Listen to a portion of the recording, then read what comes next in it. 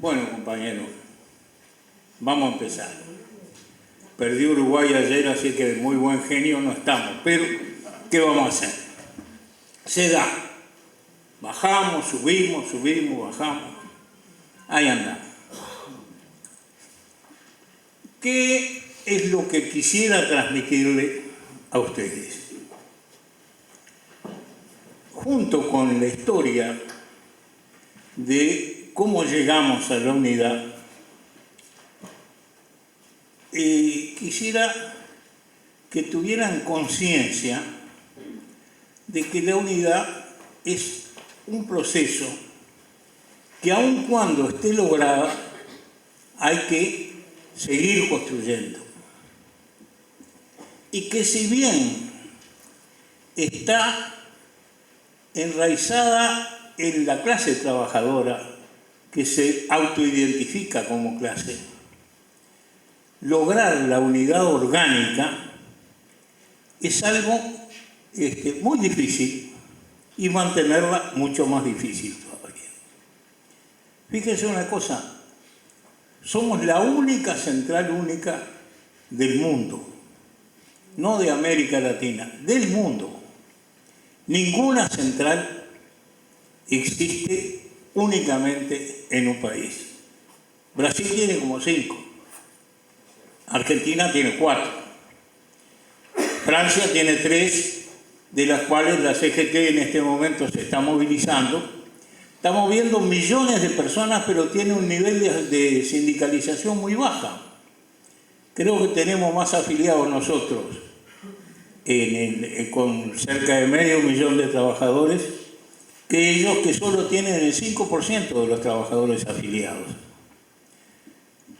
Cuando se moviliza mucha gente que no está sindicalizada.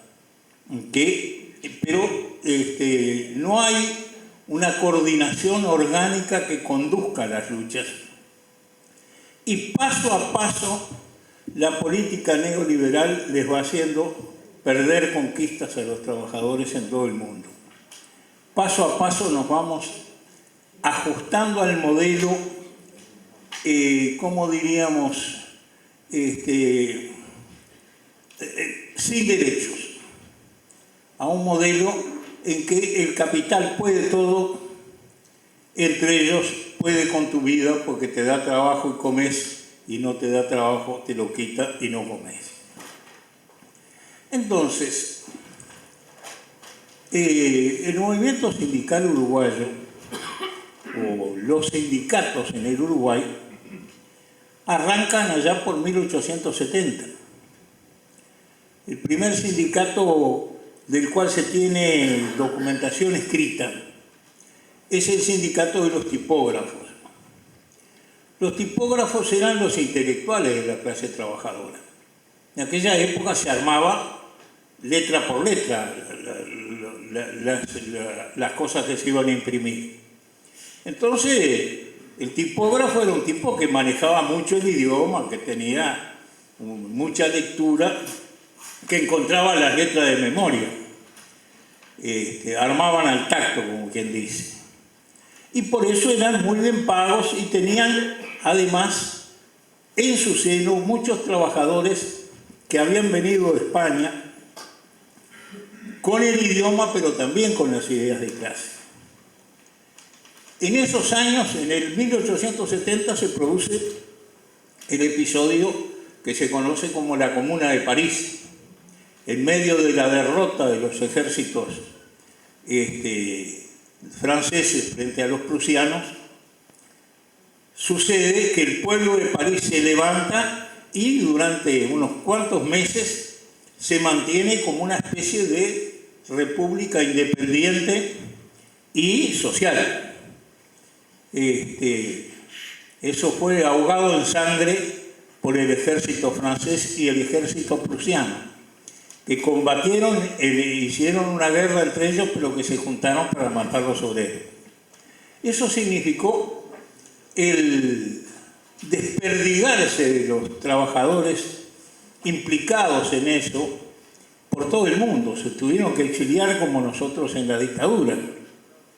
Y con ellos trajeron las ideas de, digamos, la identificación de clases, las ideas de la organización sindical, que fueron cuajando en un país que era fundamentalmente de inmigrantes, sobre todo en Montevideo, que llegó a tener más emigrantes que criollos, y que fue asimilándose con los criollos de manera tal que los uruguayos prontamente tomamos la idea de la identificación de clase, de la lucha de clases, de la necesidad de estar organizados en sindicatos. Una cosa que tenemos que tener siempre en cuenta es que el movimiento sindical, como cualquier cosa que suceda en un país, no está ajeno a las formas de gobierno que existan. Si los gobiernos son progresistas, uno puede crecer con más comodidad. Si los gobiernos son represivos, uno se tiene que internar en lo subterráneo de la libertad, y la clandestinidad naturalmente exige, digamos, un trabajo oculto para poca gente. ¿Qué sucede en los primeros años del siglo XX? El país entra efectivamente en la modernidad y tiene un gobernante excepcional para su época, que es don Pepe Valle, que favorece la organización sindical. Ahora, ¿qué nos pasaba?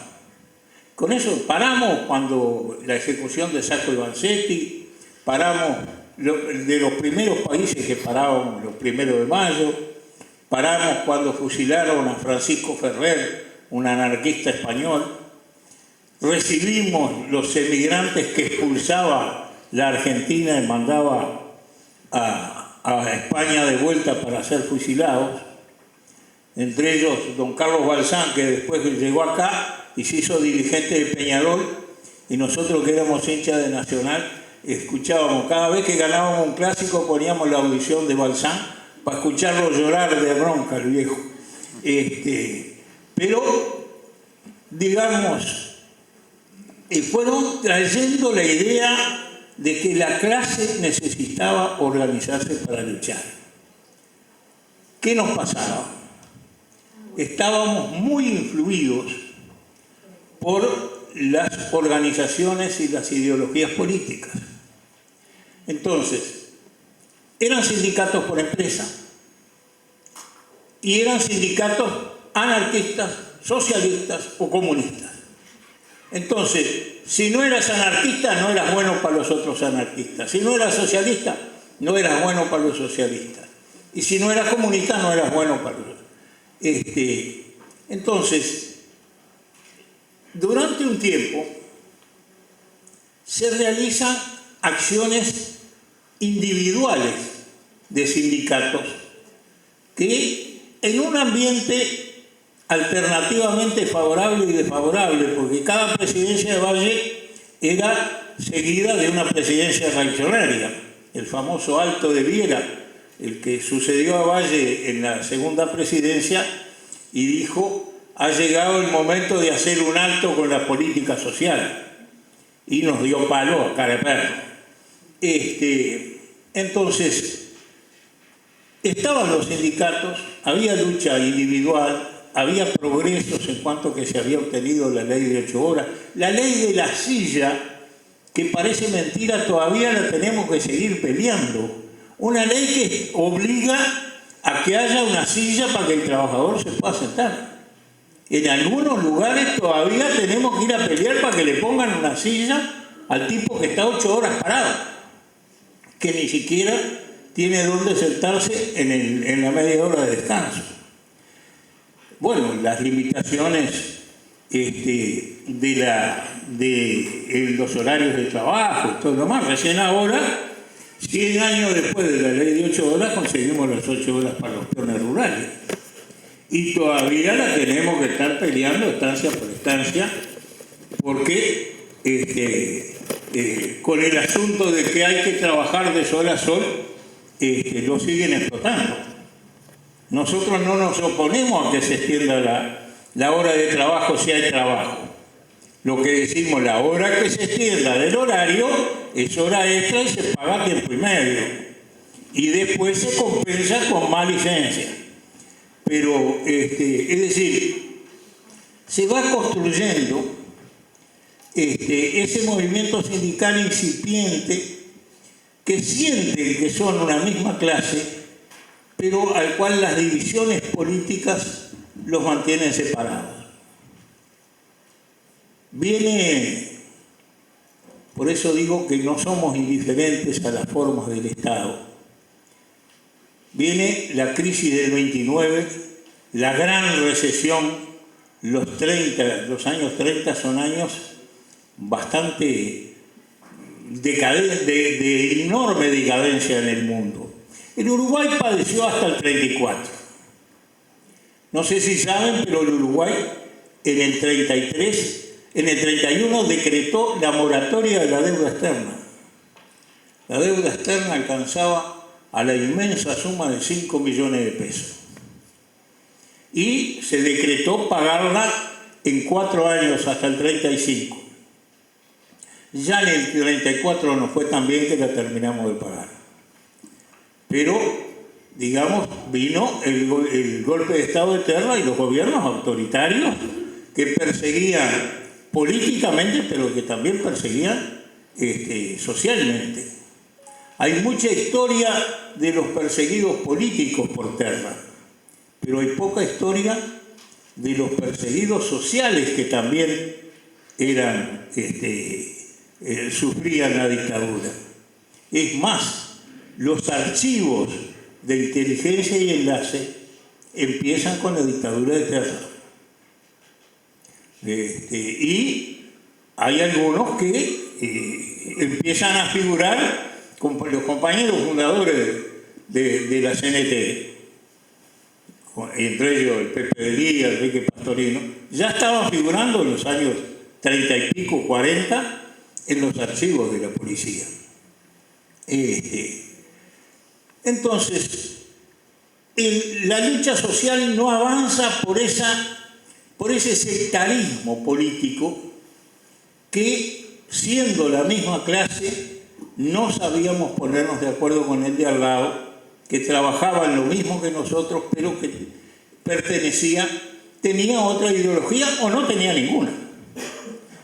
Entonces, ¿por dónde se canaliza la lucha social? Se canaliza primero por la lucha contra la dictadura. La resistencia a la dictadura unió por primera vez a los trabajadores y a los estudiantes. La universidad fue ocupada y los trabajadores resistieron en la medida que era posible en cuanto a que eran sindicatos por empresa. No eran ni siquiera por rama de actividad. Pero sucede la lucha contra la dictadura de Terra, la exigencia de la vuelta a la democracia, el famoso mitin pro nueva constitución y leyes democráticas que de alguna manera